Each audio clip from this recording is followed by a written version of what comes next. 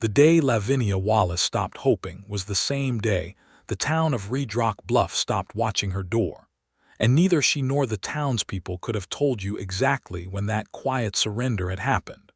Only that by the spring of 1882, it had become as much a part of the landscape as the red sandstone bluffs that rose up behind Main Street like the broken knuckles of some sleeping giant. Lavinia was 41 years old, which in Redrock Bluff, New Mexico territory, might as well have been ancient. She ran the dry goods store that her late husband, Thomas Wallace, had left her when a poorly timed argument with a rattlesnake ended his life out near the canyon draw 3 years prior. She was not a widow who wept openly, and that had counted against her in a town that appreciated a performance of grief.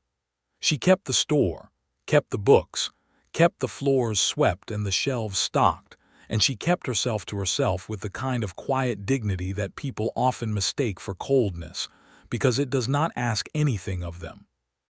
She had a face that had once made men cross a crowded room to introduce themselves, high cheekbones and dark eyes the color of old mahogany, and a mouth that curved naturally upward at the corners even when she was not smiling.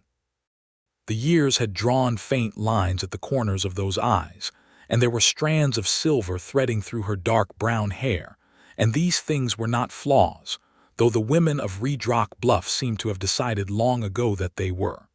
She was not young in the way that the town's unspoken calendar demanded, and so she had been quietly moved off the ledger of women worth considering. No suitors came to call.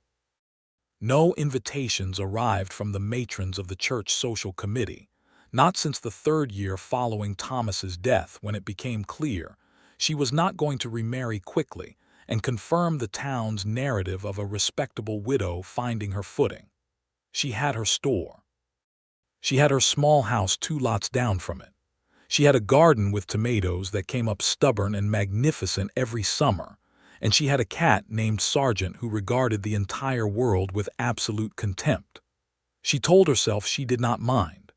She told herself this with great conviction every single morning while she made her coffee on the iron stove and watched the light come over the bluffs, and she was almost entirely right. There was only the very small, very quiet place inside her chest, no larger than a folded letter, that still kept a candle burning, and she had learned to ignore it so thoroughly that she could go whole weeks without feeling its heat at all.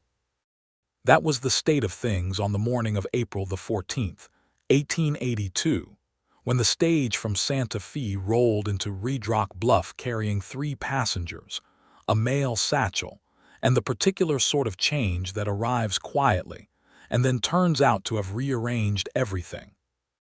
Isaiah Boone stepped off the stage and stood in the dust of Main Street with one worn leather traveling bag and a look on his face that Lavinia, glancing from the door of her store, could only describe as someone taking the measure of a place without yet deciding whether it deserved him. He was tall, broad through the shoulders but not bulky, with dark skin weathered by years of sun and wind, close-cropped black hair going to gray at the temples, and the kind of still, deliberate way of carrying himself that spoke of a man who had learned long ago that the world was going to make him justify his presence, and had decided he would do so by simply being undeniable. She estimated him to be perhaps in his middle or late 30s. She was wrong. He was 37.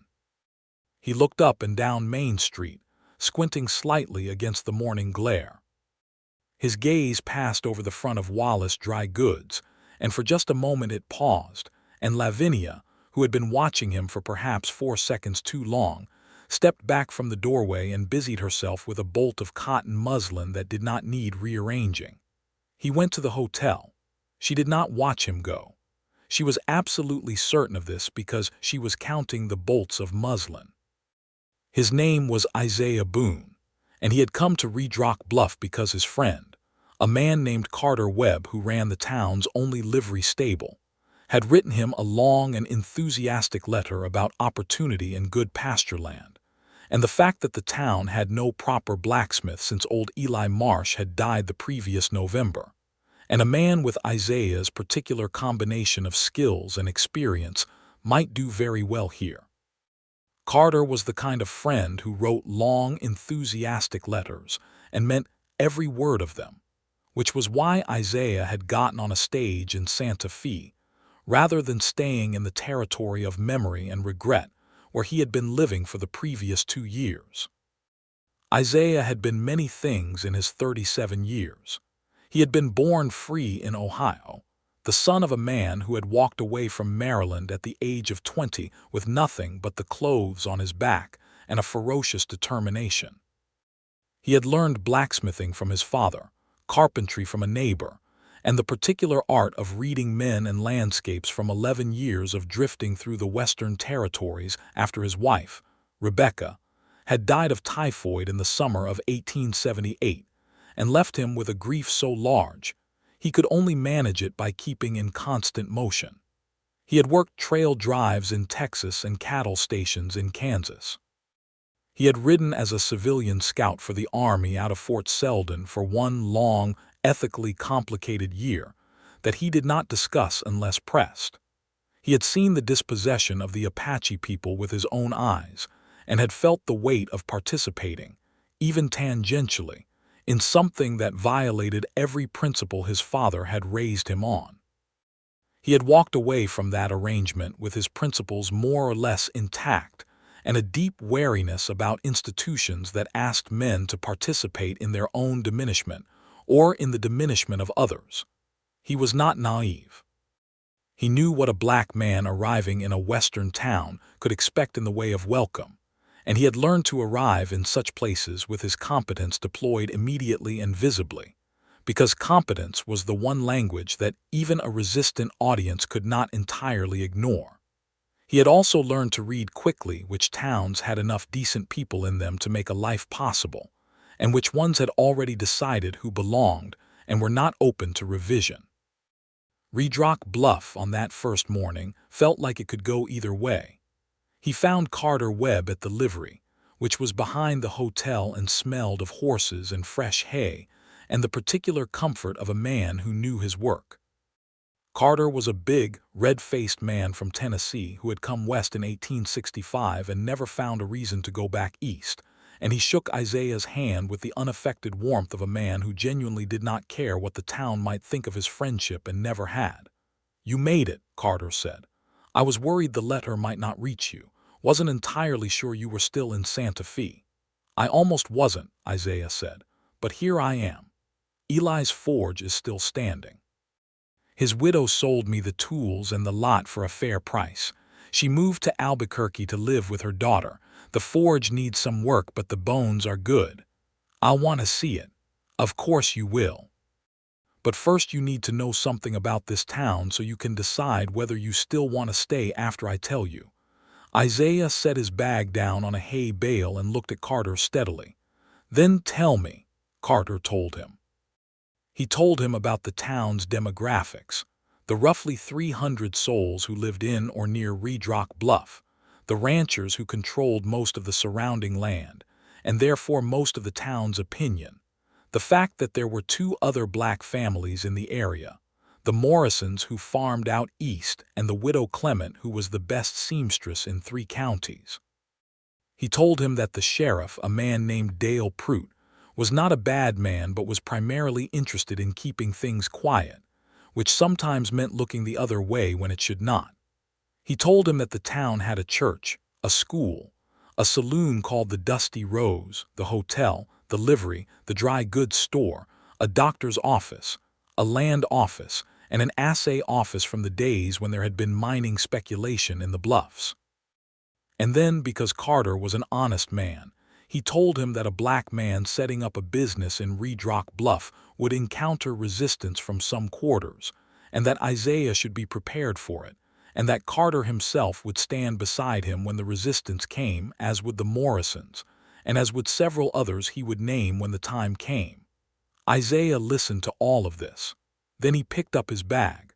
"Show me the forge," he said. The forge was on the south end of Main Street, a sturdy adobe structure with a wide double door and a chimney that was going to need relining before it was safe to use. Isaiah walked through it slowly, running his hands along the walls, testing the weight of the anvil, which was a fine old piece, checking the bellows, which needed new leather but was otherwise sound. He stood in the center of the dirt floor and looked up at the roof beams and felt something he had not felt in a long time, which was the particular sensation of standing in a place where he could build something. "I'll take it," he said. He went that afternoon to the dry goods store because he needed lamp oil and leather, and a list of other supplies that the forge would require while he set it up. He pushed open the door, which had a small bell above it that announced him with a bright, cheerful sound, and he found himself inside a store that was notably well organized and clean, its shelves arranged with a logic that told him immediately the person who ran it had a practical and orderly mind. The woman at the counter looked up from her ledger book. She was not what he expected, though he would have had trouble explaining what he had expected. She had dark hair pinned up in a way that was neat without being severe, and those dark eyes assessed him with a directness that was unusual in his experience with women in general, and with storekeepers in particular, many of whom managed their reaction to him with varying degrees of visible effort. She simply looked at him the way a person looks at another person who has just walked into their store. "Good afternoon," she said. "What can I get for you?" Her voice was calm and clear, and did not perform either welcome or wariness. It was simply a voice doing its job, and somehow that was the most pleasant thing anyone had said to him since he had stepped off the stage. "Good afternoon," he said. "I've taken on Eli Marsh's old forge. I'm going to need some supplies to get it running." "Isaiah Boone," she said. "Carter Webb mentioned you were coming." He was briefly surprised. "You know Carter?" "Everyone knows Carter. He buys half his grain from me and talks without much instigation." The corner of her mouth moved.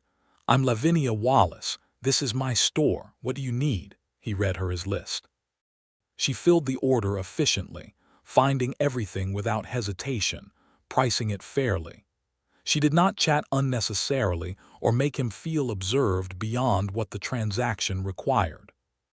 When she told him the total, he paid it without negotiation, and when she handed him his wrapped parcels, their fingers did not quite touch, but he was aware of the possibility that they might have. "Thank you, Mrs. Wallace," he said. "Thank you, Mr. Boone," she said. "I expect I'll see you again when the forge needs more supplies." "I expect so," he said. He walked back down Main Street toward the forge, and the feeling that sat in his chest as he walked was one he examined with great suspicion, because he had learned to be very careful with feelings that arrived quickly.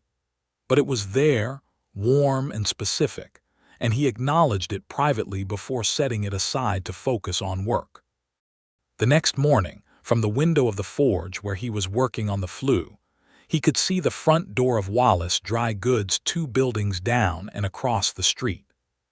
He noticed when Lavinia Wallace arrived at 7 in the morning to open the store, when she stepped outside at midday to beat a rug clean on the porch railing, when she turned the sign to closed at 6 in the evening, and walked the 2 lots down to her house with a basket on her arm and a straight-backed walk that suggested she was not inviting commentary on her journey. He told himself he was noticing because he was new to the town and was learning the rhythms of it, and there was some truth in this. But he also knew, in the honest place inside himself, that his eyes found her door with a frequency that had nothing to do with cartography. He did not act on this knowledge. He had work to do.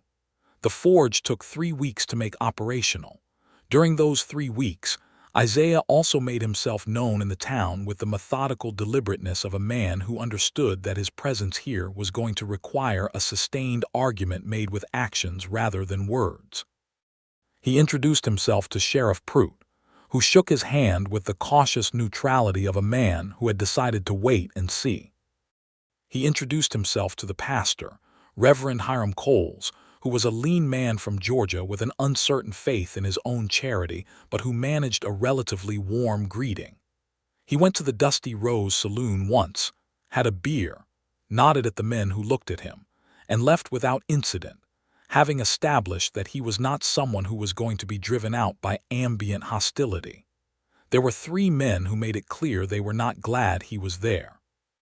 One was a rancher named Court Halliwell, a big, florid man who owned the largest cattle operation north of the Bluffs, and who had opinions about the composition of Redrock Bluff that he did not keep entirely to himself. The other two were men who worked for Halliwell, a pair named Rudd and Sims, who took their attitudes from their employer the way dust follows a boot. Isaiah noted them. He did not alter his behavior because of them. He had met men like this before in sufficient quantity to understand that they were a condition of the landscape, like thorns, best navigated around when possible, and endured without flinching when not. In the second week of his time in Redrock Bluff, he went to Wallace Dry Goods for more supplies, and Lavinia Wallace was helping another customer when he entered, a young woman with a baby on her hip who was explaining at length, and with genuine distress, that she needed to purchase on credit until her husband's next payment from the ranch where he worked. Lavinia listened to this with complete attention, and then wrote the amount in her ledger without apparent hesitation.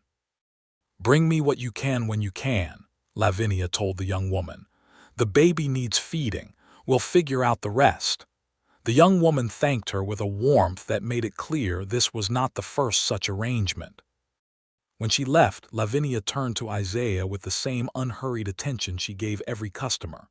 "Mr. Boone," she said, "what do you need today?" "More lamp oil," he said, "and I have a question if you don't mind." "I don't generally mind questions," she said, moving to the oil shelf. "Does that arrangement work for you, selling on credit to people who aren't always going to be able to pay it back?" She glanced at him over her shoulder.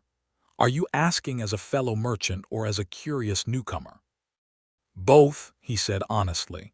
She set the oil can on the counter and considered him for a moment. "It mostly works out.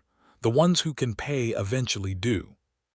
The ones who can't are usually the ones who need it most, and I'd rather carry a small loss than watch a child go without."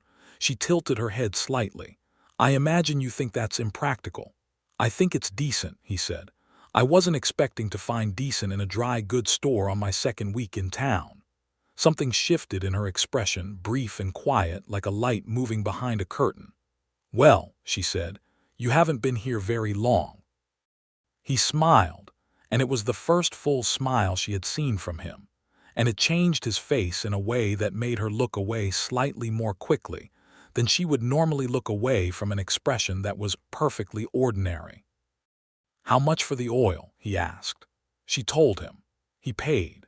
He took his leave, and she stood at the counter for a moment after the doorbell chimed his exit and thought, with some irritation at herself, that the day had just become more interesting than she had planned. Isaiah Boone opened the forge on the 15th of May, 1882, and within the first week had demonstrated a standard of work that made any argument against his presence immediately impractical. He could shoe a horse with a precision and gentleness that the animals seemed to recognize as something different from what they were accustomed to. He could repair a wagon wheel, mend a plow, fabricate a hinge or a lock or a bracket with an exactness that had ranchers coming from 10 miles out within the month. He was fair in his pricing and reliable in his time frames, and he did not engage in the elaborate social theater that some establishments use to manage their customer relationships. He simply did the work excellently, and let that be the conversation. Court Halliwell did not bring his horses to Isaiah's forge. Everyone else did. In June, Carter Webb organized a small dinner at his house with several of the town's more reasonable residents, partly as a social gesture toward Isaiah, and partly because Carter was the kind of man who dealt with social problems by introducing people to each other in a room with food in it. The Morrisons came, Daniel and Josephine, a quiet and accomplished couple who farmed 40 acres east of town, and carried themselves with the dignity of people who had built something real in a place that had not always made it easy. The widow Clement came, a small, sharp-eyed woman named Harriet who could put a piece of needlework together, so fine it made you question whether human hands had done it. The doctor, a young man named Marcus Payne who had come from Philadelphia 2 years ago with a medical degree and a somewhat idealistic view of frontier practice that reality was gradually tempering, came with his wife, Sarah. And Carter, at the last moment, also invited Lavinia Wallace, because he was the kind of man who noticed things even when other people were pretending not to. Lavinia almost did not come. She stood in her kitchen that evening in her second-best dress, which was blue with small white flowers and which she had not worn in some time, and she told herself she had invoices to do. Then she put on her hat and went to Carter's. Isaiah was standing near the fireplace talking to Daniel Morrison when she arrived, and Carter, who had the social timing of a man who had spent years around horses and knew how to move things gently in the direction you wanted them to go, managed the introductions with apparent casualness.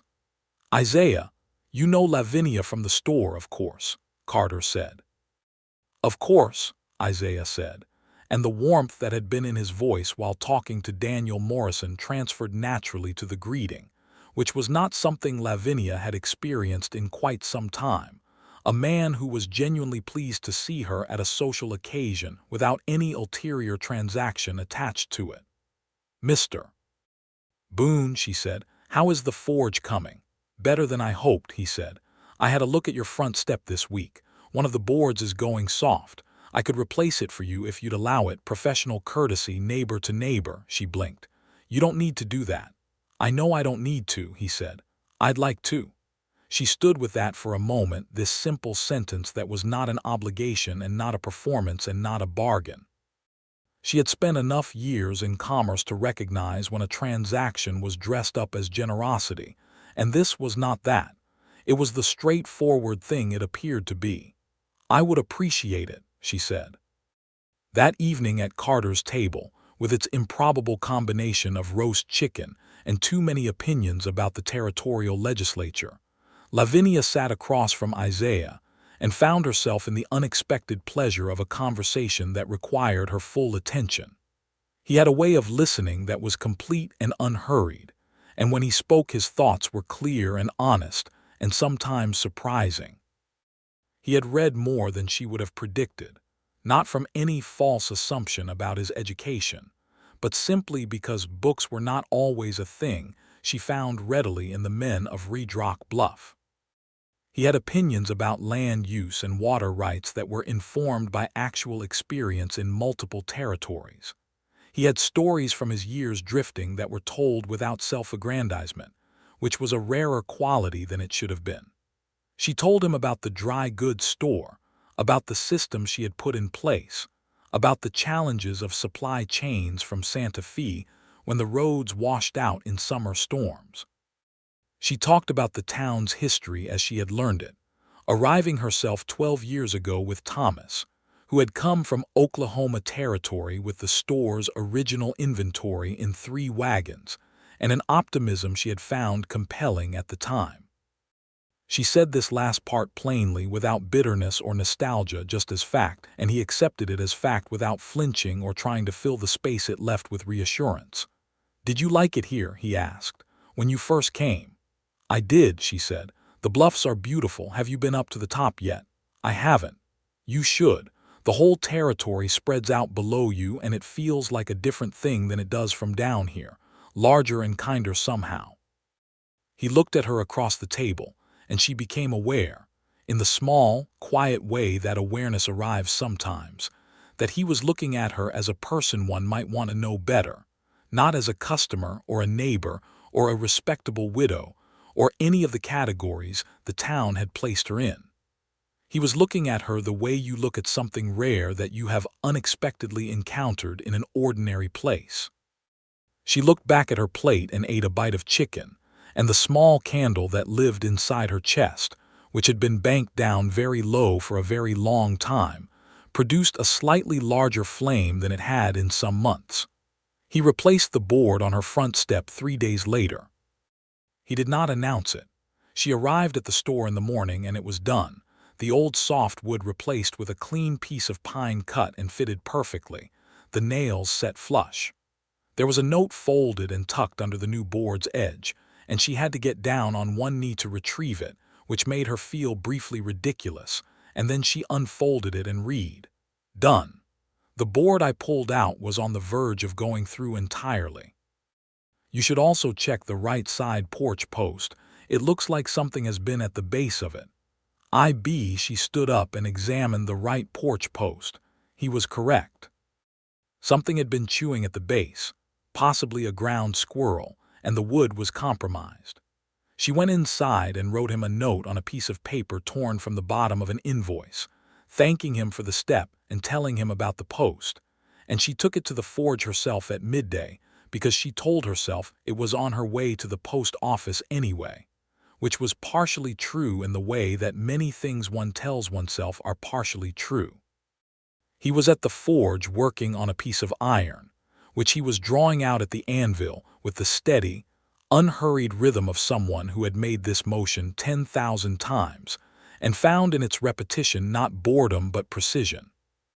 He was wearing his leather apron and his shirt was rolled to the elbows, and the forge behind him put out a heat she could feel from the doorway, and he looked up when she knocked on the open door frame and set the iron aside. "Mrs. Wallace," he said.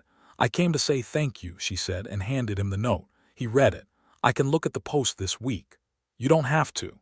You keep saying that," he said, and there was the smile again, the one that changed his face. "I keep meaning it," she said.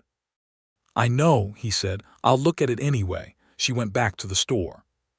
The day was unremarkable in every particular except that it seemed to her, in a way she could not quite articulate and so did not try to, more solid than days had been for a while. In July, a dry month in which the dust on Main Street turned the color of pale bone, and the heat sat on the town like a hand pressed flat, two things happened that moved the situation between Lavinia Wallace and Isaiah Boone from the category of cordial neighboring into something more complicated and more honest. The first was a confrontation that Lavinia witnessed from her store window. Court Halliwell and his two men, Rudd and Sims, came down Main Street in the late afternoon when Halliwell had apparently fortified himself at the Dusty Rose sufficiently to feel expansive in his grievances. They stopped in front of the forge, and Halliwell said something that Lavinia could not hear from her window, but that she could read in his posture and in the posture of the men with him. Isaiah came to the door of the forge and stood there, and he was very still in the way that Lavinia had already recognized was not passivity, but rather a kind of absolute control, a man who had decided exactly where his edges were and was not going to be moved from them. The exchange went on for several minutes. At one point, Rudd took a step toward the forge door, and Isaiah's right hand moved, not to the pistol at his hip because he did have one and it was evident, but simply to his own left shoulder, a gesture of readiness that was also a statement, and Rudd stopped. In the end, Halliwell and his men left, and Isaiah went back to his forge, and the afternoon resumed as if nothing had interrupted it. Lavinia was standing at her window with her heart at a slightly elevated rate when Carter Webb appeared beside her in the store, because Carter had apparently been watching from the livery. "This was going to happen sooner or later," Carter said. Isaiah knew it. "Is he all right?" Carter looked at her with a sideways quality to his attention that she did not examine too closely. "You could go ask him." "I have a store to run," she said. "The store has been running for 2 hours without a customer," Carter said. "She closed the store for 30 minutes. She walked to the forge and knocked on the door frame as she had before, and Isaiah looked up, and this time there was something different in his face when he saw her. Not exactly surprise, but a quality of unexpectedness, as if he had been steeling himself for various possible visitors and she was not one he had been prepared for. "I saw what happened," she said, "from my window. I wanted to make sure you were not hurt." He set down his tools. "I'm not hurt," he said. "Thank you for asking." "Halliwell is the sort of man who mistakes loudness for power," she said. "He has caused trouble for other people in this town. He almost ran the Morrisons off their land 2 years ago. He did not succeed because Daniel Morrison had his deed in perfect order and a lawyer in Santa Fe who was better than Halliwell's." Isaiah absorbed this information. "Is he capable of more than loudness?" "He has men who are," she said honestly. "But he is also fundamentally a coward, which limits what he'll actually do when faced with something that doesn't back down." "I don't back down," Isaiah said. "I know," she said. I could tell. There was a silence between them that was not empty, the kind of silence that has things in it that neither person is quite ready to name yet. I appreciate you coming to check on me, he said. Most people in this town would have watched from their windows and then had opinions about it later. I am most people in this town in most respects, she said. I just happen to dislike Court Halliwell with a conviction that outweighs my preference for minding my business. Why do you dislike him? He asked. Besides the Morrisons. She was quiet for a moment. When Thomas died, Halliwell came to call within the week. Not with condolences, with an offer to buy the store, at a price that was an insult. He believed a widow would be desperate and practical. He was wrong about both. Isaiah looked at her steadily. I'm glad he was wrong, he said. She left the forge and went back to her store and stood behind the counter feeling slightly unsteady in a way that she recognized, after some internal examination, was not alarm but its opposite. The second thing that happened in July was smaller in its appearance and larger in its actual effect. It was a Thursday evening, the air cooler than it had been after a brief storm that had swept through at sunset, and Lavinia was sitting on her porch with a glass of sweet tea watching the light leave the sky when she heard footsteps on the boardwalk and looked up to find Isaiah Boone walking past with a book under his arm and a destination apparently in mind. He noticed her on the porch and stopped. Good evening, he said. Good evening, she said. I was going to the creek, he said. Carter told me there's a good place for sitting under the cottonwoods about a half-mile south of the edge of town. He said it's cooler in the evenings. He's right, she said. I used to go there sometimes. A pause. Would you like to come, he said. She looked at him, he looked at her. The question was out there between them, simple and honest, and she was very aware that if she said yes, the thing that was happening between them would move from one category into another, from the plausible deniability of commercial exchange and neighborly consideration into something that the town would notice and would have opinions about, and that she herself would have to acknowledge was a choice she was making with open eyes. Yes, she said, and set down her tea, and went inside for her shawl. They walked to the creek in the blue hour of the evening, and the cottonwoods were exactly as Carter had promised, large and rustling with the remnants of the storm wind, their leaves silver-green in the fading light, and the creek ran low in July but clear and cold. They sat on a fallen log near the bank, not quite close enough to touch, and talked for 2 hours. They talked about their lives with a degree of honesty that surprised them both, or at least, Lavinia was surprised at herself, and suspected from the careful way he chose his words that he was occasionally surprised at himself too. She told him about marrying Thomas at 19, which had seemed then like the natural next thing, and had in fact been a decent life, not passionate but reliable, not romantic but solid, and she had not known what she was missing until she was alone, and by then she had been so accustomed to not expecting the more tender kinds of love that she had reframed their absence as its own kind of contentment. He told her about Rebecca, about the 8 years they had together, about the way her death had left him with a silence in his life so total that the only response to it he could manage was constant movement. He had been moving for 4 years. He was tired of moving. He had come to Redrock Bluff because Carter's letter had arrived at the precise moment when he was ready to want to stop. Is it what you hoped? She asked. He turned to look at her in the near dark under the cottonwoods, and the creek made its small sound and the first stars were out overhead. It's more than I hoped, he said. In some ways I wasn't prepared for. She did not ask him to clarify.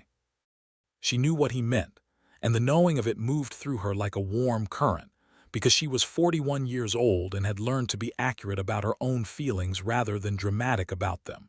And what she felt sitting on this log next to this man under these trees was something she had not felt in long enough that its arrival was both tender and slightly frightening.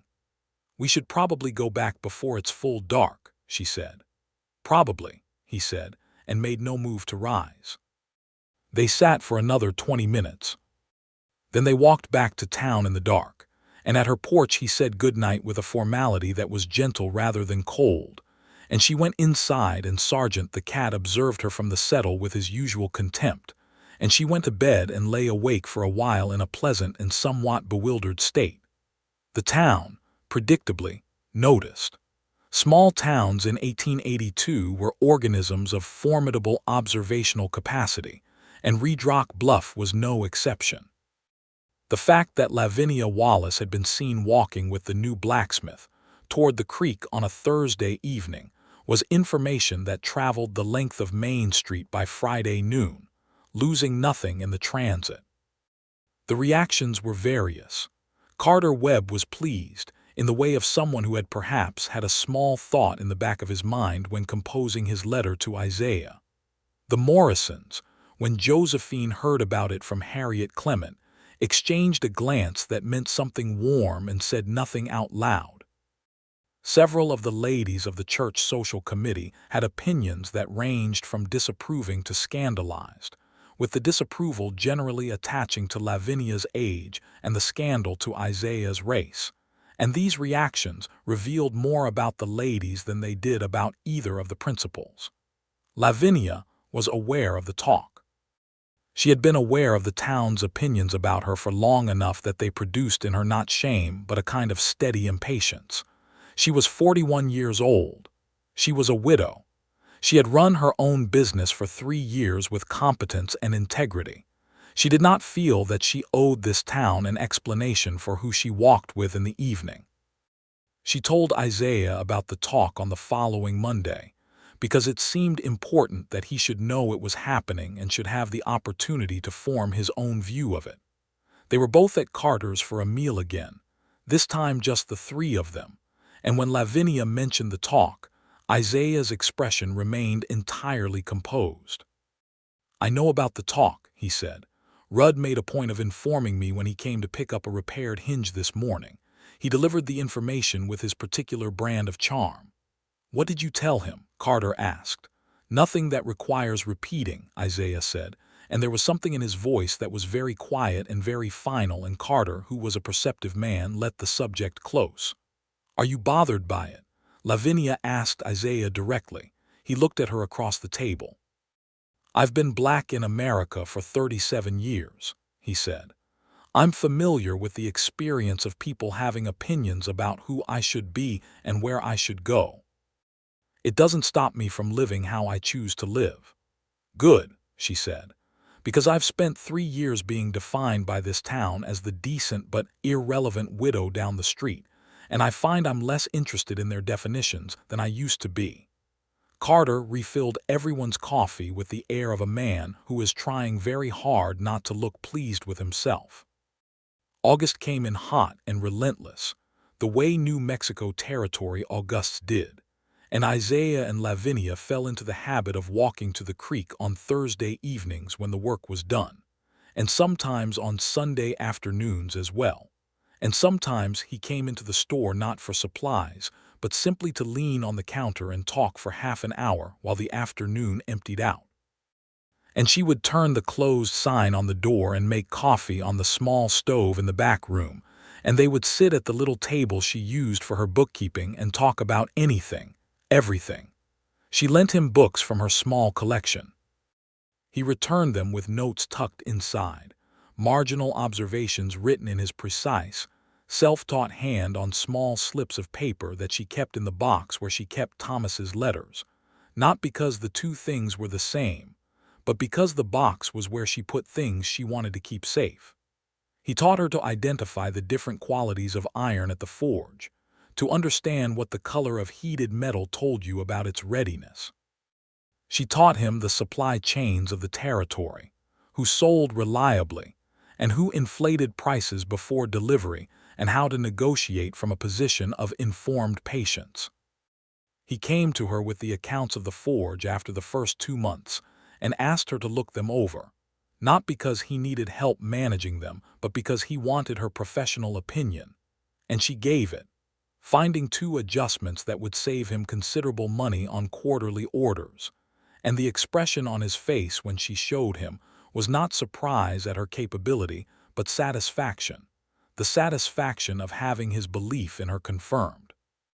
In September, something happened that neither of them could have predicted, and that stripped away several remaining layers of distance. A small fire started in the roof of the dry goods store.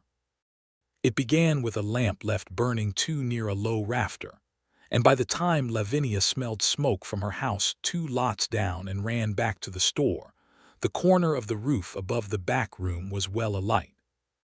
The town's response to a fire was immediate because fire in a western town was the particular terror. It always was in places built primarily of wood, and men came running with buckets from the public trough, and Carter came with wet burlap sacks, and the crowd worked for 45 minutes in the orange and white light of a burning September night. Isaiah was there within 2 minutes of when the alarm was raised. He worked the bucket line with an intensity that was frightening and efficient, and when the fire was mostly under control, but there was still a burning section of roof timber that needed pulling down before it could spread. He took a roof hook from Carter's hand and went up the side of the building on a borrowed ladder without particular ceremony, and he pulled the timber down, and someone below soaked it with a bucket, and the fire went out.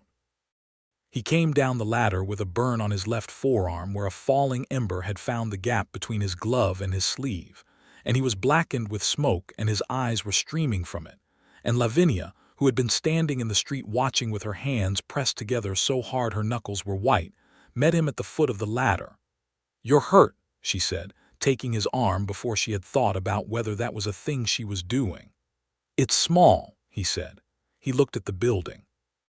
The back corner was gone, the roof open to the sky, the walls scorched but standing. "The front is all right. The goods in the main room should be salvageable." "The books," she said, and her voice was strange. "The ledger is in the back room." "I'll look," he said, and she said no, he was injured, and he said the injury was small, and she followed him into the store because she was not going to let him go into a damaged building alone. And the back room was dark and wet and smelled of charred wood, and everything was soaked, and the ledger, which was on the table where she had left it, was damaged on the cover, but when they opened it, the interior pages were intact. She stood holding the ledger in the dark back room with smoke still drifting through the hole in the roof above her, and the light of the lanterns outside painting everything orange through the gaps, and she began to cry. Not loudly, just the silent kind of crying that comes when the tension of a frightening thing finally releases and the body decides to mark it. Isaiah took the ledger gently from her hands and set it on the table, and he said nothing, which was the right thing to say. And after a moment he put his arms around her and she leaned against his chest, and he held her while she cried, his chin resting on her hair, one hand moving slowly over her back the way you calm something frightened. "It's all right," he said. "You're all right. The store is all right." She straightened after a minute and moved back a step and wiped her eyes with the back of her hand and looked at him in the low orange light, and he looked back at her, and they were standing in a burned room in the dark, and the world outside was a crowd of concerned neighbors, and none of that was what either of them was primarily aware of. "Thank you," she said. "Lavinia," he said, and it was the first time he had used her given name, and the way he said it was quiet and careful and full of something she recognized immediately. "Isaiah," she said, and the way she said it gave him his answer. He kissed her once, gently, in the dark of the damaged back room with smoke in their hair and the sound of the town outside, and she kissed him back with the careful honesty of someone who has decided not to pretend that a thing is not happening because the pretending has cost her enough years already. Then they went back outside, because there was work to do. The town had even more to say after September.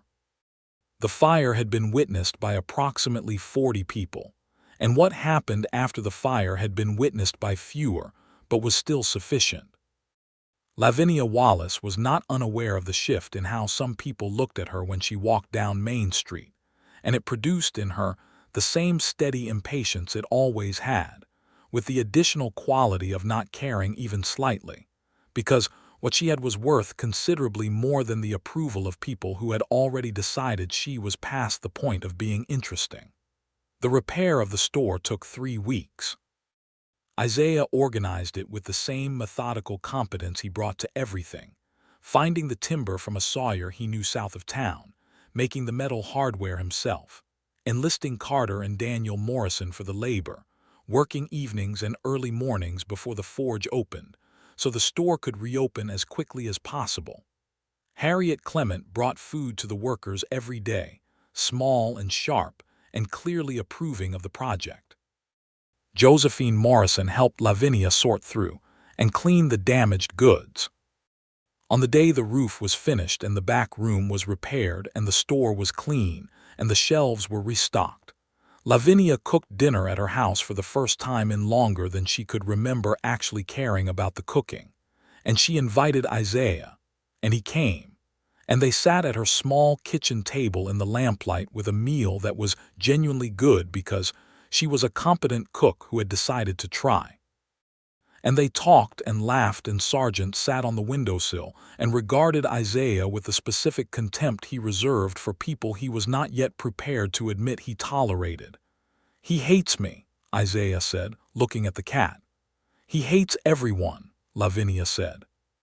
"He hated Thomas. He hated the last customer who tried to pet him in the store. He is constitutionally unsuited to affection." "I'll win him over," Isaiah said. "You won't," she said. 6 weeks later, Sargent was sleeping on Isaiah's boot. "Do not say a word," Lavinia told him. "I would never," he said, extremely pleased. October arrived, and the territory cooled and the light changed to the deep gold of autumn, and Redrock Bluff settled into the preparations for winter with its usual economy of feeling about the season. Isaiah had established himself thoroughly by now.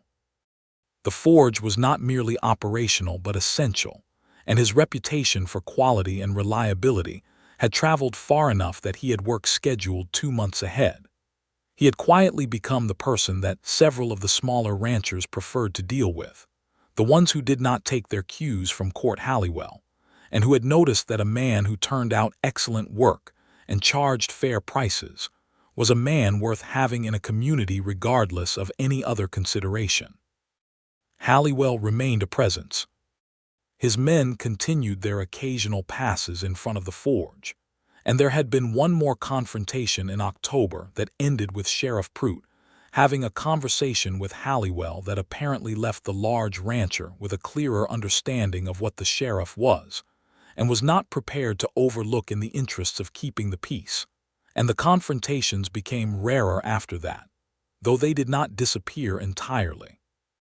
Isaiah and Lavinia were seen together regularly now, and while the town had not entirely resolved its various opinions about this, the fire had shifted something in the general feeling.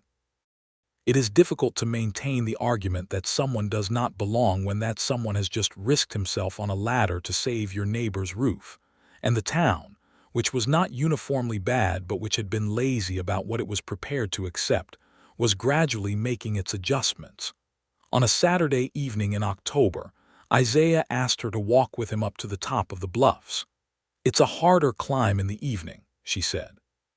"You told me in April that the view from the top makes the territory look larger and kinder," he said. "I've been wanting to see that." They climbed in the last of the afternoon light, taking the path behind the church that went up through the scrub juniper to the first ledge and then switched back to the top. And when they came out on the wide red sandstone summit, the territory was exactly as she had described it, vast and lit gold and rust and purple in the going down of the sun, the whole sweep of the valley floor visible, the distant mountains blue at the horizon. The town below them small and particular, and somehow both less important and more human from this height. They stood side by side and looked at it for a long time without speaking, because it was the kind of view that takes language out of you temporarily and returns it changed. "You were right," he said. "It is kinder from here." "Most things are," she said. He turned to look at her and she turned to look at him, and the light was the color of everything warm that exists, and he said, "Lavinia, I want to tell you something directly." "Then tell me," she said. "I came to this town because Carter told me there was a forge and a living to be made," he said. "That's still true, and it's still enough for that part of things. But what I didn't expect, what I've been trying to find words for since approximately the second week of May, is you." He stopped, gathered his words with care. I'm not a young man anymore, and I've had enough of my life already to know the difference between a passing interest and something that matters considerably more than that. What I feel about you matters considerably more than that. She looked at him steadily, and her heart was doing something undignified that she was choosing to allow. I'm 41 years old, she said, not apologetically but as a statement of fact that she wanted on the table. I know how old you are, he said. The town thinks I've passed the point of, she began. I don't care what the town thinks, he said simply. I care what you think. What do you think? She was quiet for a moment, on top of the red sandstone in the gold light above the valley that had been her home for 12 years, and she thought about the candle inside her chest that had been burning quietly for so long in the small folded place she had made for it. And she thought about the months since April when that candle had been slowly growing larger, burning through the walls she had built around it with great care and efficiency and apparent success. I think, she said, that I am very glad Carter Webb writes long, enthusiastic letters. He laughed, a real laugh that went all the way to his eyes, and she laughed too, and he took her hand on top of the bluffs in the last of the gold light, and she held it with both of hers, and they stayed up there until the stars came out and the valley below was all darkness, and the small lights of Redrock Bluff were like something scattered by a careful hand. November brought with it the question of where things were going, in the practical way that questions must eventually be asked in a small town where everyone knows everyone's business, and where two people who are clearly falling in love must at some point decide what form that love is going to take in the world. Isaiah did not move the question forward hastily. He understood that Lavinia had built a life with great effort, and was not a woman who would be rushed into restructuring it without consideration. But he also knew himself well enough to know that what he wanted was not ambiguity, but the particular solid thing that a shared life becomes when it is chosen clearly and kept faithfully. And so, he waited for the right moment with the patience of a craftsman who knows that timing matters as much as intention. The right moment came in November on an evening when they were walking back from the creek, the last of the cottonwood leaves down now and the creek louder with the first winter water, and Lavinia said with her particular directness, "Isaiah, what are we doing?" He stopped walking. "I'd like to ask you to marry me," he said. "That's what I'm doing." "If that's something you would consider." She stopped walking too. They stood on the path back to town with the empty cottonwood branches above them and the cold air coming down from the bluffs.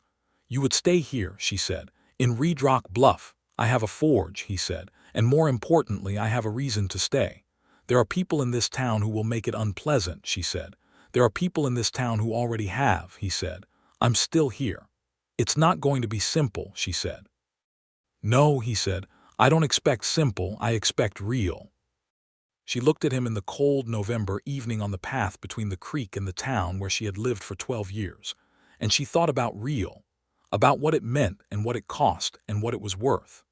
She had had simple before, in its way, in the quiet reliability of a marriage that had been decent and undemanding, and had asked nothing of her deeper self, and when it ended she had been sadder about the loss of safety than about anything else, which had told her something about the limits of simple. "Yes," she said, "I'll marry you. I would like to marry you very much." He smiled. She stepped forward and he put his arms around her and she held him in the cold air on the path, and he held her back, and the night was clear and full of stars, and the town was a quarter-mile ahead of them, and they did not hurry toward it. They were married in December of 1882, in the church on the second Sunday of the month, Reverend Coles officiating with the manner of a man who had been given to understand that whatever his personal reservations might be, the ceremony was going to happen, and his participation was expected. Carter Webb stood as Isaiah's witness. Josephine Morrison stood as Lavinia's.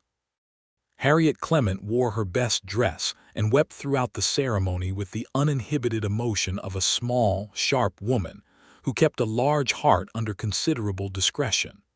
Daniel Morrison sat beside his wife with his hand in hers and looked like a man attending a thing he had hoped would happen. Court Halliwell was not present. Most of the town was, or enough of it to fill the church adequately, and the people who attended were the people who mattered, and the ones who stayed away were noted and assessed accordingly, and found to be less significant than they had imagined themselves. Lavinia wore the blue dress with the white flowers, the good one she had not worn in years, with her hair pinned with 2 silver combs that had belonged to her mother. She looked, as Carter said afterward with complete sincerity to anyone who would listen, like a woman who had decided to be entirely herself, which was the most beautiful thing a person could decide to be. Isaiah wore his best suit, which he had acquired from a tailor in Santa Fe the week before the ceremony, dark and well-fitted, and he stood at the altar and watched her walk toward him with an expression that everyone in the church could read as clearly as print. When Reverend Coles asked if he took Lavinia Wallace to be his wife, Isaiah said yes with a quietness and completeness that was more convincing than any volume could have been. When Reverend Coles asked if she took Isaiah Boone to be her husband, Lavinia said yes in a clear, steady voice that carried to the back of the church, and she said it looking directly at him, and he looked back at her, and whatever it was that passed between them in that moment was private and complete and belonged entirely to them.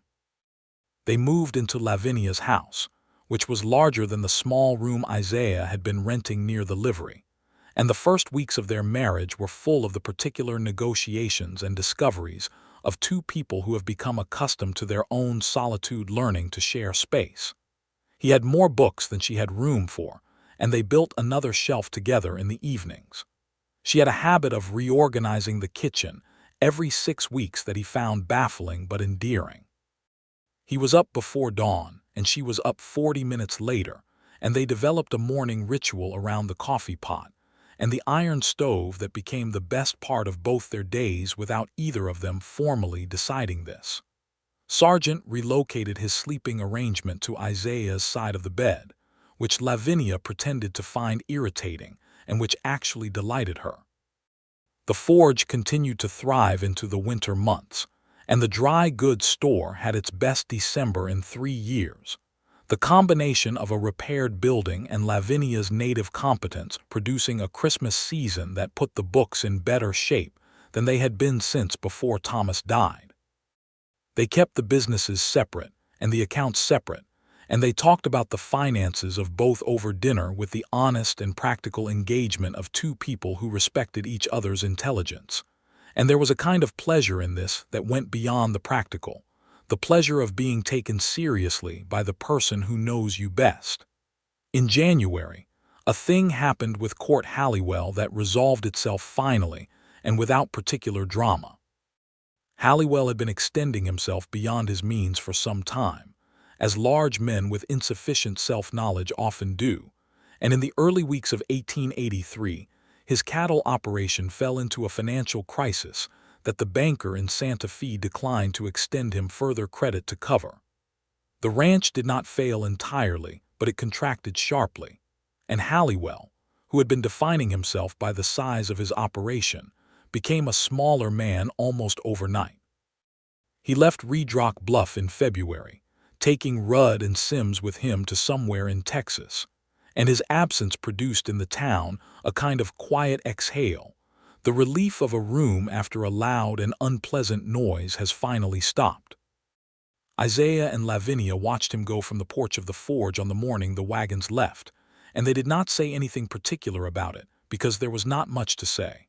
"Well," said Lavinia. "Well," said Isaiah. They went back to work. Spring came to Reedrock Bluff as it always did, dramatic and sudden, the desert blooming overnight in colors that seemed outlandish after the beige and gray of winter, the red bluffs going flame-colored in the April light, the creek running full and bright. Lavinia's garden came up with its annual determination, the tomatoes and the squash and the herbs she grew for the kitchen and to sell by the bunch in the store. Isaiah built her a proper garden wall from flat stones he gathered from the creek bed, something she had wanted since she arrived in Reedrock Bluff and had not had anyone to help her build, and the wall went up over the course of 3 Sundays and was straight and solid and would last the rest of both their lives. And in April of 1883, exactly 1 year after Isaiah Boone had stepped off the stage from Santa Fe and stood in the dust of Main Street with his leather bag and his measuring look, Lavinia told him over breakfast that she was expecting a child. She had not been certain she would be able to carry at her age, and she said this to him plainly, including the uncertainty, because she was not a woman who softened facts to make them easier, and because he was someone she had learned she could say the whole truth to. He sat across the kitchen table from her in the early morning light, and he was very still for a moment, and then the expression on his face was something she filed away in her memory immediately, the kind of expression you want to be able to find again whenever you need it, open and astounded and full of something tender and enormous. "Lavinia," he said. "I know," she said. "Are you well?" "I'm well," she said. "A little tired, but well." He got up from his chair and came around the table, and she stood up too, and he took her face in both hands and kissed her forehead and then her mouth, and she held the front of his shirt in her hands, and they stood in the kitchen in the April morning light, and he held her with such careful deliberateness that she felt the particular security of being the most important thing in a room. "Whatever we need," he said, "whatever you need, you tell me. I need more coffee, and I need you to stop looking at me as if I'm made of glass," she said, "because I'm not." He laughed. "You're not," he agreed. "You're considerably stronger than glass." "Good. We understand each other. Now sit down and finish your breakfast. The forge opens in an hour." Dr. Marcus Payne confirmed the pregnancy in his office with the kind of professional composure that has a note of personal warmth underneath it when the patient is someone he likes, and he told Lavinia that at 41 there were additional considerations, and that she should come to see him regularly, and she told him she had no intention of not doing so, and he said he had not imagined she would. He told Isaiah, who insisted on being present at the appointment, that the primary thing was for Lavinia to rest appropriately and eat well, and to come to him immediately if anything changed. Isaiah took this instruction with a seriousness that Marcus Payne respected, and that Lavinia found alternately touching and occasionally excessive, as when Isaiah suggested she might want to let one of Carter's boys do the heavy loading at the store, which she countered by pointing out that she had been loading her own store for 3 years without incident, and that pregnancy was not the same as infirmity. And he said he knew that perfectly well, but if she would just allow him this one thing he would stop bringing it up. And she agreed to accept help with the heavy loading, and he in return agreed to stop offering opinions about how late she stayed up working on the accounts. The summer of 1883 was the most contented Lavinia Wallace, who had become Lavinia Boone in December, could remember in a long time. Her body was doing something remarkable and challenging, and she was not young enough for it to be entirely easy, but she was strong, and Isaiah was there, and the town, which had been cautiously adjusting its view of them all year, settled finally into something that looked, in its quieter moments, like acceptance. Not universal acceptance. The world is not built for universal acceptance. There were still women who crossed the street, or did not meet her eyes with the same warmth they might extend to someone whose choices were less visible. There were still men who spoke to Isaiah with a courtesy that had a layer of effort behind it they could not quite conceal. These things were real, and Lavinia and Isaiah did not pretend they were not. But they were also not the whole story of the town, and the story that the town told about the Boones over time was primarily the one told by Carter Webb and Josephine Morrison and Harriet Clement and young Dr. Payne, which was the story of two people who were good at what they did and good to each other and good for the community. And that story, told often enough, tends to become the one that lasts. In August, Josephine Morrison, who had 5 children of her own and had assisted at more than one birth, sat with Lavinia in her kitchen, and they talked about what was coming with the frankness of two women who have decided that honesty between them is more valuable than any performance of composure. And Lavinia said she was afraid, not of the birth itself, but of the more particular fear of a woman who has lived alone long enough to have become accustomed to being responsible for her own well-being. The fear of needing things. You're allowed to need things now, Josephine said. I know I'm allowed, Lavinia said. It's the getting used to it that takes time. He's good, Josephine said. He's very good, Lavinia said. And the simplicity of this, the ease of saying it, was itself the thing she had not quite known she wanted until she had it.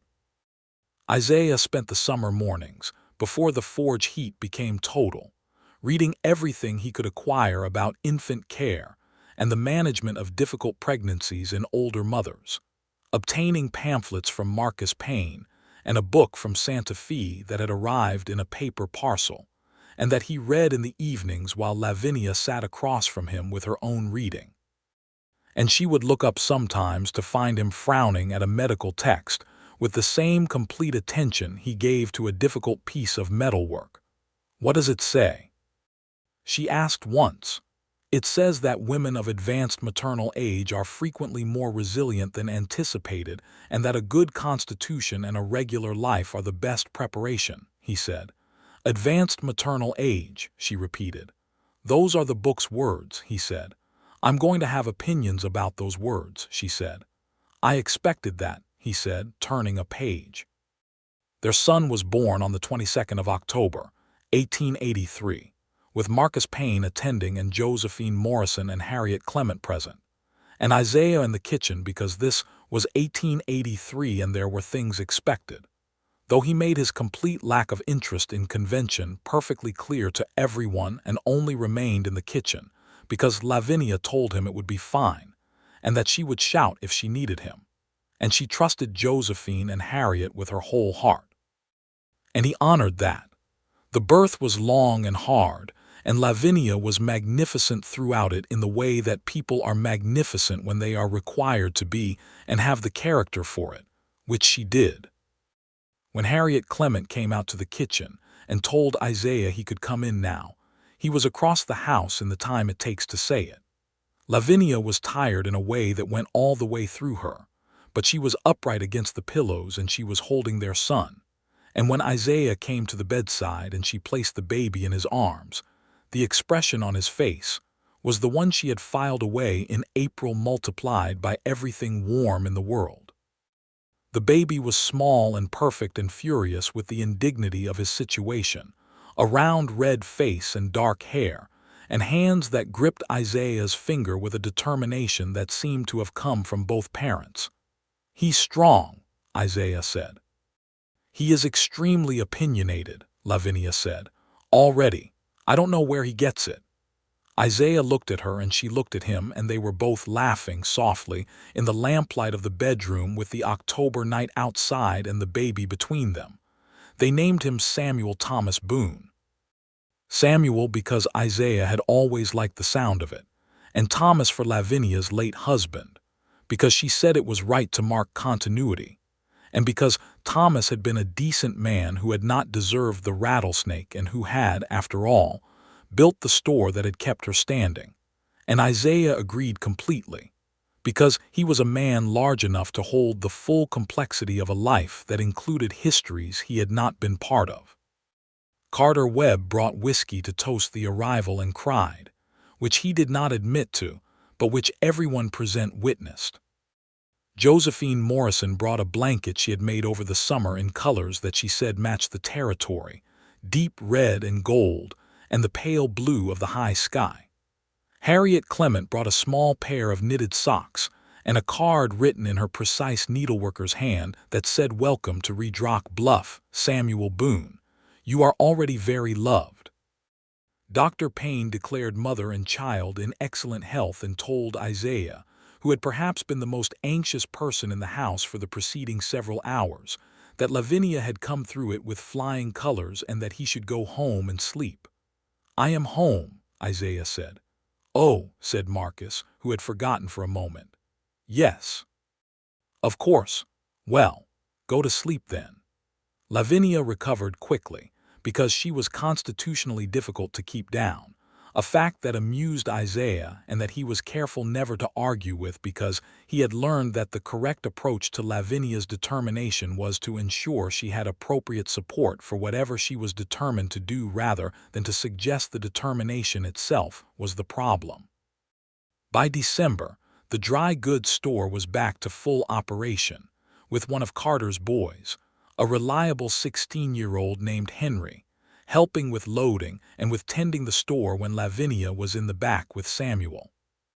Samuel grew with the enthusiastic urgency of all healthy infants, acquiring first a personality, and then, subsequently, opinions about that personality, and showing early signs of his father's stillness combined with his mother's directness, in a combination that made him a remarkably effective small person. Isaiah carried him to the forge in the mornings and set him in a basket near the door where he could see the street, which Samuel found satisfactory, and he became a feature of Main Street as familiar as the dust and the smell of sage. And even people who had been slow to warm to his parents found it difficult to maintain their reservations in the face of a baby who looked at them with absolute calm, and then apparently decided they were adequately interesting. The winter of 1883 into 1884 was the best winter Lavinia could remember. The house was full of the warmth of a fire kept fed, and a baby's particular demands and two adults who had chosen each other and continued choosing each other in the small daily ways that constitute a real marriage: the coffee, the conversation, the hands that found each other across a table or in the dark.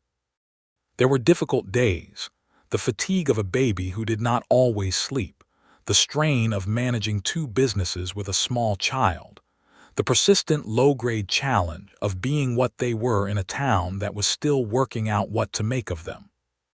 But the difficult days were shared, which made them a different kind of difficult, the kind you can carry because you are not carrying it alone. In the spring of 1884, the territorial legislature passed a measure affecting water rights that had significant implications for several of the smaller ranchers in the area. And Isaiah, who had been following the political situation in the territory with the informed attention of a man who knew that legislation about land and water was never abstract, spent several evenings with Daniel Morrison working through the implications for the Morrison farm. He helped Daniel draft a formal letter to the legislature, the kind of precise and legally informed communication that had a better chance of producing a response than the angry but unstructured letters that usually emerged from such situations. And the letter was sent, and eventually, after a considerable delay that was itself a kind of institutional response, answered with a clarification favorable to smallholders. Daniel Morrison shook Isaiah's hand and said simply, "I'm glad you came," and Isaiah said, "So am I," and they both understood that the sentence was larger than the immediate occasion. Lavinia, watching from the porch with Samuel on her hip, thought about how a town is a thing that can change if the right people are in it and choose to work at it slowly, without fanfare, by doing the right thing in front of each other long enough that it becomes the expected thing, and then the normal thing, and then the thing that was always true. It is not fast and it is not certain, and there are setbacks and losses, and the people who carry the cost of it are rarely the people who were the problem to begin with. But it happens. She had lived here long enough to see it happen. By the summer of 1884, Redrock Bluff was not the same town it had been on the morning Isaiah Boone stepped off the stage. This was not entirely due to Isaiah and Lavinia, because a town's character is built from more threads than two people can provide. But they were part of it, woven in, and the forge and the dry goods store and the house 2 lots down, and the garden wall of creek stones and the small boy who waved at people from his basket at the forge door were all part of what the town had become.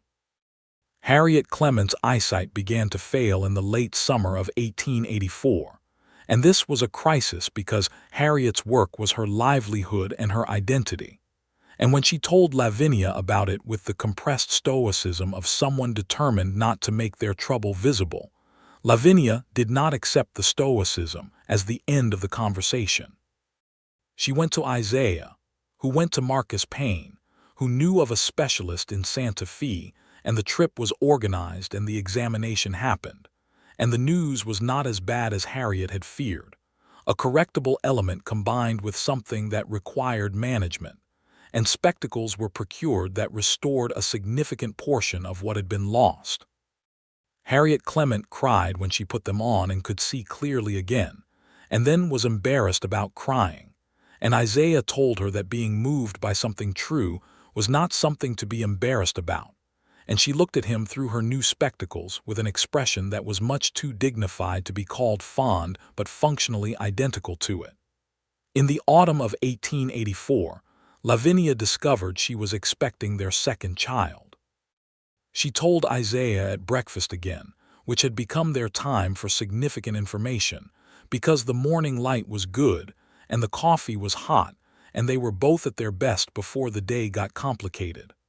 "Are you well?" he said immediately, which was what he had said the first time. "I am well," she said, which was what she had said then too, and they smiled at each other across the table because they recognized the echo. "Will it be harder?" he asked. "Marcus says the second one at my age is about the same as the first one was," she said. "He also said my constitution is, and I quote, remarkable, and that he has rarely had a patient less likely to give him trouble." "He's right about your constitution," Isaiah said. "I know," she said. "I just wanted to hear him say it." The second child was a girl, born in June of 1885, with considerably less drama than Samuel's birth had produced, a fact that Dr. Payne attributed to experience on everyone's part, and that Josephine Morrison attributed to the baby having inherited her mother's efficiency. She was a calm and considering infant from the beginning, with Isaiah's stillness and Lavinia's dark eyes and a self-possession that made her seem, even in her first weeks, like someone who had arrived with a plan. They named her Clara Josephine Boone, Clara because Lavinia had always loved the sound of it, and Josephine for the woman who had been her truest friend through the hardest parts of the last 3 years. And when Josephine Morrison was told this, she was quiet for a long moment, and then she said that she was honored, and Lavinia said she was owed. Samuel, who was nearly 2, regarded his sister with the complex calculation of a small person encountering their first significant competition, and then climbed up to sit beside her on the bed and patted her head with concentrated care. And Isaiah stood in the bedroom doorway and watched his family, and the feeling in his chest was so large and specific that he had to take a very deliberate breath to manage it. Carter Webb came to toast the new arrival and did not cry this time, and everyone present chose to accept his account of this. The summer of 1885 was the summer the Bluffs turned their deepest red, or perhaps it was every summer and Lavinia had simply become better at looking.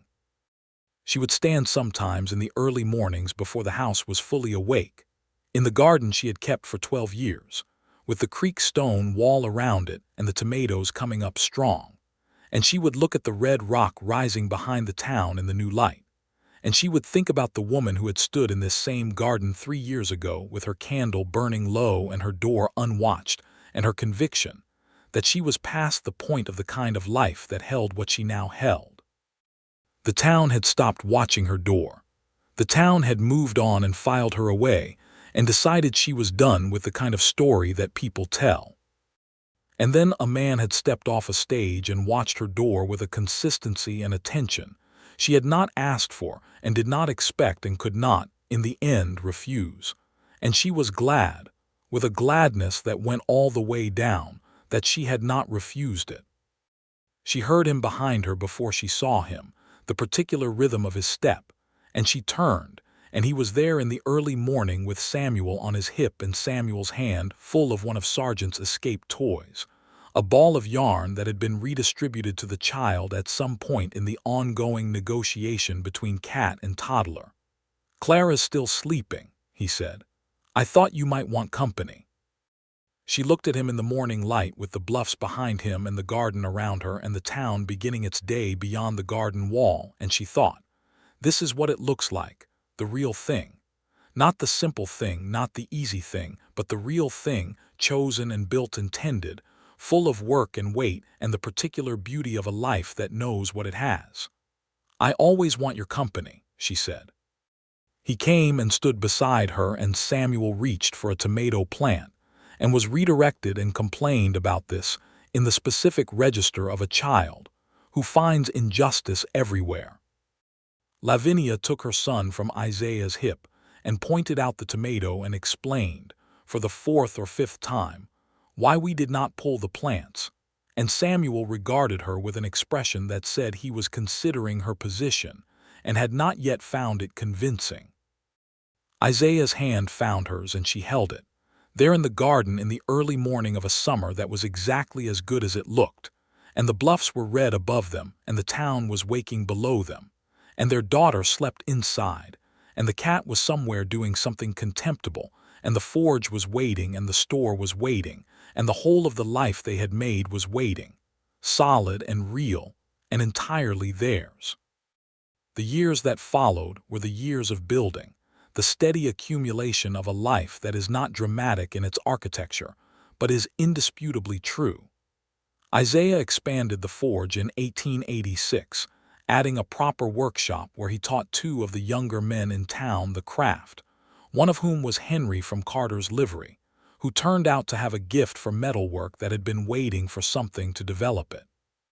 The dry goods store grew as well, adding a small post office function when the territory reorganized its distribution, and Lavinia was the natural choice for postmistress, given that she already handled more of the town's practical information than the actual post. Samuel started school in the autumn of 1888 and demonstrated immediately that he had opinions about learning that did not always align with the schoolteacher's methods, which required several conversations between the schoolteacher and his parents, in which Isaiah was precise and Lavinia was diplomatic, and the two together produced an arrangement that worked for everyone. Clara started school 3 years later and was, as everyone who knew her had anticipated, entirely prepared for it, and had probably been ready for some time before the school was ready for her. In 1887, the territorial delegate to Congress made a visit to Red Rock Bluff as part of a tour of constituency towns, and the town organized a gathering in the assembly hall for the occasion. Isaiah was invited, which he noted was itself a kind of marker, not a final arrival but a real one, and he attended, and he spoke during the open discussion portion about water rights and about the rights of black citizens in the territory with the same clear, unhurried precision he brought to everything, and the delegate listened with what appeared to be genuine attention, and whether it produced results or did not was less the point than the act of speaking plainly in a room that was required to hear it. Sheriff Prout retired in 1888 and was replaced by a younger man named Tobias Garrett who had grown up in the territory, and was broadly liked by most of the people whose opinion was worth having, which is about the best you can say about a sheriff in 1888 New Mexico territory. The Morrisons' farm thrived, their children growing into a credit to two people who had demanded respect from a place that had not always volunteered it, and the friendship between the Morrison family and the Boone family was the kind of friendship that children grow up inside and carry with them like a fundamental assumption about what the world is capable of. Harriet Clement, with her spectacles and her remarkable hands, continued to produce work that people came from considerable distances to obtain, and she continued to be the sharpest observer of Red Rock Bluff's social landscape, a function she served with the combination of affection and acid that was entirely her own. Carter Webb remained Carter Webb, large and red-faced and warmly enthusiastic and occasionally dangerously helpful, and his letter-writing habit, which had brought Isaiah to Red Rock Bluff in the first place, continued to produce consequences of varying degrees of pleasantness throughout the decade. In the winter of 1889, Isaiah and Lavinia sat at the kitchen table after Samuel and Clara were in bed, and the fire was down to embers, and the house was quiet with the particular quality of a quiet that contained sleeping children and a sleeping cat and two adults who have been busy together all day and have arrived at the end of it still glad to be in the same room. 7 years in December, he said. 7 years, she said. That went quickly. Some of it did, he said. The slow parts, they both knew, had been the good parts. The long evenings and the Sunday mornings, and the walks to the creek and the conversations that went until the lamp burned low, and the 100 small moments that constitute a life being lived forward rather than just endured. "Are you happy?" he asked, because he was a man who believed in asking rather than assuming. She looked at him across the table that had seen 7 years of breakfasts and arguments and decisions, and late-night accounts, and everything else a life produces between two people who are paying attention to each other. She looked at him, and she thought about being 41, and having a door that no one watched, and a candle kept so small she had almost forgotten it was there. She thought about the man who had stood in the dust of Main Street with a leather bag and looked at things as if he was measuring whether they deserved him, and who had turned his measuring attention to her and found her to be worth watching. "I am very happy," she said. "I have been for a long time." "So have I," he said. They sat in the quiet for another hour, with the fire burning down and the winter pressing at the windows and the house holding everything it contained, and there was nothing unresolved between them, no loose thread, no question unanswered, no door left unlatched against the cold. They had built a life in the specific and solid way of people who know that a life is built from daily choices rather than single moments, and the life they had built was true and good and entirely their own, and it was enough. It was more than enough. It was the most. Outside, the red bluffs of Redrock Bluff held their positions against the winter sky as they had for 10,000 years before any of this happened, and would for 10,000 years after. The town was small and particular and imperfect, and real below them. And in the house, 2 lots down from the dry goods store and across the street from the forge, Lavinia Wallace Boone and Isaiah Boone, who had both been very far from this kitchen in their lives, and had arrived in it by the specific grace of a long, enthusiastic letter, and a bell above a door and a man who watched a door every single day, until the woman behind it knew she was worth being watched, sat together in the warmth of what they had made, and the night was good, and the years ahead were good. And the candle in her chest burned bright and constant and would not go out.